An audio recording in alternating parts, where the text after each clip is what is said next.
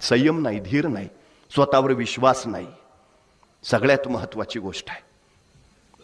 स्वीकारायला हवं हे सगळं. या टक्क्या टोणप्यातूनच माणूस कणखर होत जातो, ही वस्तुस्थिती आहे. घडता यायला हवं आम्हाला तसं.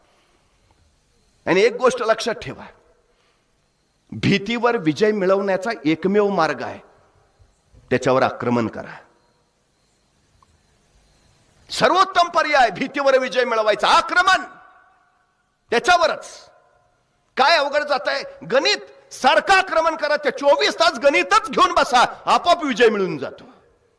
काय अवघड जात आहे? करा त्याचा, सोपं होऊन जाईल. काय काय लोक सांगतात अभ्यास करतो पण लक्षातच राहत नाही. खास सतत सतत सतत सतत करत राहा, आपोआप जमेल. पाण्याचा एक थेंब वज्रासारख्या कठीण दगडावर अखंडपणे पडत राहतो आणि त्या पाण्याच्या एका थेंबानं वज्रासारखा तो कठीण दगड फुटतो. ताकद थेंबात आहे का? ताकद त्याच्या सातत्यात आहे. सतत सतत सतत, या सातत्यात सगळ्यात